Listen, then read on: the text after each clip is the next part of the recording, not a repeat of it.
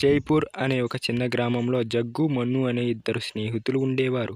వాళ్ళిద్దరూ అడవికి వెళ్ళి కట్టెలు తెచ్చుకుని పక్క ఊరైన శివాపురంలో అమ్మి జీవనం సాగించేవారు. ఒకరోజు జగ్గు, మన్ను ఇద్దరూ కలిసి అడవిలోకి కట్టెలు తెచ్చుకోవడానికి వెళ్ళారు. అక్కడ వాళ్లకు ఒక జాడీ దొరికింది.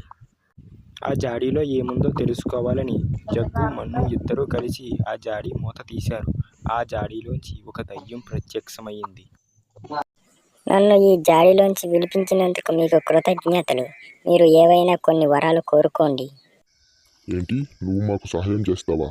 నువ్వు మాకు ఏ విధంగా సహాయం చేయగలవు? మీ ఇంటి అవసర వస్తువులు కానీ, ధనం, డబ్బు, బంగారం, నగలు ఏవైనా సరే నేను మీకు సహాయం చేస్తాను. అవునా, నువ్వు చెప్పేది నిజమా? అయితే మాకు ఎక్కువ కట్టెలు కావాలి. నువ్వు వాటిని ఇవ్వగలవా? మీకు కావాల్సింది కట్టెలే కదా, తప్పకుండా ఇస్తాను, తీసుకోండి.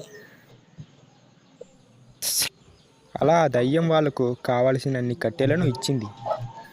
నేను మీకు 3 వరాలు ఇస్తాను. అందులో మీరు ఒకటి కోరుకున్నారు, ఇంకో 2 వరాలు కోరుకోండి.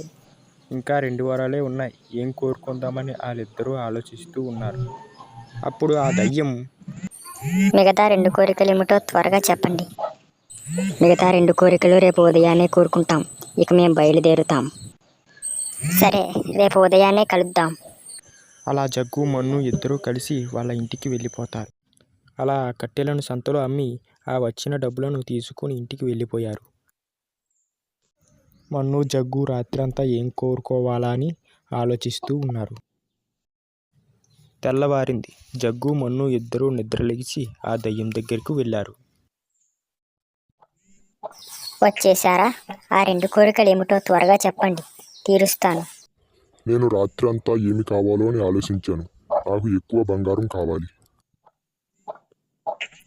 చివరి కోరిక ఏమిటో చెప్పండి. నేను కూడా రాత్రంతా ఆలోచించాను. నాకు ఎక్కువ వజ్రాలు కావాలి. నేను మీకు ఇచ్చిన 3 కోరికలు అయిపోయాయి. ఇంకెప్పుడైనా సహాయం కావలితే ఇక్కడికి వచ్చి, ఓ సీసా దయ్యమ్మ ఇలా రా అని పిలవండి, వస్తాను. ఇక నేను బయలుదేరుతున్నాను అని చెప్పి ఆ దయ్యం వెళ్ళిపోయింది. మన్ను, జగ్గు ఇద్దరూ కలిపి ఆ బంగారాన్ని, వజ్రాన్ని తీసుకుని వెళ్ళిపోయారు. ఆ ధనంతో పెద్ద ఇల్లు కట్టుకుని అందులో జీవిస్తున్నారు. ఇదిలా ఉండగా ఒకరోజు రాత్రి జగ్గు నిద్రపోయాక జగ్గు ఇంటికి ఒక దొంగ వచ్చాడు. ఆ దొంగ జగ్గుని తాడుతో కట్టేశాడు. నీ దగ్గర ఉన్న డబ్బులు మొత్తం నాకు ఇచ్చేసేయి, లేదంటే నేను నిన్ను చంపేస్తాను. జగ్గు భయపడి తన దగ్గర ఉన్న ధనాన్ని మొత్తం దొంగకి ఇచ్చేశాడు. తెల్లవారిన వెంటనే జగ్గు, మన్ను ఇద్దరూ కలుసుకుని ఇలా మాట్లాడుకుంటున్నారు.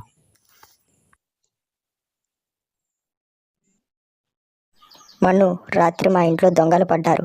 నా దగ్గర ఉన్న సొమ్మును తీసుకుని నన్ను తాడుతో కట్టేసి వెళ్ళిపోయారు.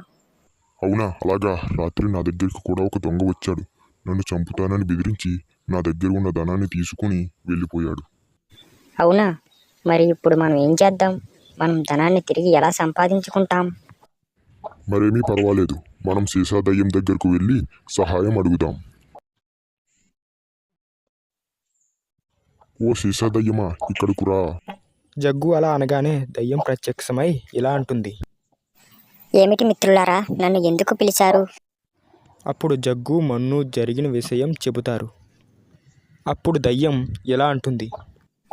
నేను మీకు సహాయం చేస్తాను, కానీ ఇప్పుడు నా దగ్గర ఎటువంటి శక్తులు లేవు. మీరు నన్ను విడిపించిన తర్వాత నేను ఒక రోజు అడవిలో ప్రయాణిస్తుండగా ఒక మునిని ఒక ఎద్దు పొడవడానికి వస్తుంది. అది చూసి నేను ఆ ముని దగ్గరకు వెళ్ళి అతనిని నిద్ర లేపాను. అప్పుడు ఆ ముని, ఓ దుష్ట పిశాచమా, నువ్వు నా తపస్సుకు భంగం కలిగించావు, నా శ్రమను వ్యర్థం చేశావు. కాబట్టి నీకు ఇప్పటి నుండి ఏ శక్తులు ఉండబోవునుగాక. క్షమించండి, ఆ ఎద్దు మిమ్మల్ని పొడుస్తుందేమోనన్న భయంతో మీ తపస్సుకు భంగం కలిగించాను.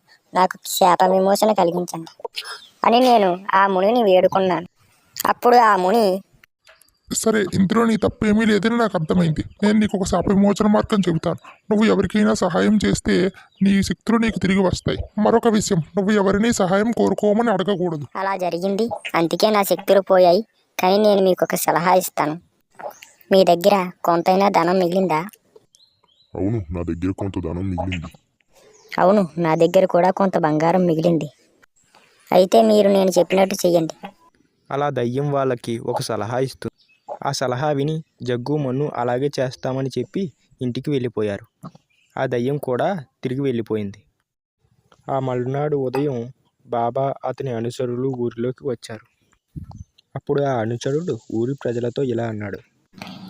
వినండి వినండి వినండి, మీరు ఏమైనా కొంత ధనాన్ని కానీ బంగారాన్ని కానీ ఇస్తే బాబా రెట్టింపు చేసి మీకు ఇస్తారు. కానీ ఒక్క షరతు, మీరు ఇచ్చిన బంగారం కానీ ధనం కానీ మీదై ఉండాలి, దొంగతనం చేసిందై ఉండకూడదు. ఒకవేళ మీరు కష్టపడి సంపాదించింది కాకపోతే ఆ ధనం కూడా పోతుంది. అప్పుడు ఒక అతను వచ్చి బాబాకి చిన్న సంచితో ధనాన్ని ఇచ్చాడు. బాబా దానిని రెట్టింపు చేసి ఇచ్చాడు. ఆ ధనం తీసుకొని ఆ వ్యక్తి వెళ్ళిపోయాడు. ఇదంతా చూస్తున్న దొంగ బాబా ఇచ్చిన షరతును పట్టించుకోకుండా తన దగ్గర ఉన్న ధనాన్ని తీసుకుని బాబా దగ్గరకు వెళ్ళాడు. ఆ బాబా దొంగ ఇచ్చిన ధనాన్ని తీసుకుని రెట్టింపు చేయకుండా ప్రజలతో ఇలా అన్నాడు. ఈ ధనాన్ని నేను రెట్టింపు చేయలేకపోతున్నాను, అంటే ఈ ధనం దొంగతనం చేసింది. అప్పుడు అక్కడ ఉన్నవారు ఆ దొంగని పట్టుకుని కొడతారు. అప్పుడు దొంగ వాళ్ళతో ఇలా అన్నాడు. నన్ను కొట్టకండి, నేను నిజం చెబుతాను. నేను ఇద్దరి ఇంటి దగ్గర ఈ ధనాన్ని దొంగతనం చేశాను. అప్పుడు బాబా ఇతను దొంగతనం చేసింది జగ్గు మన్ను అనే ఇద్దరి దగ్గర. వాళ్ళిద్దరూ ఎవరూ కాదు, మేమే ఇతన్ని పట్టుకోవడానికి ఈ వేషంలో వచ్చాం అని చెప్పి బాబా మరియు అతని అనుచరులు అతని రూపంలోకి మారిపోతారు.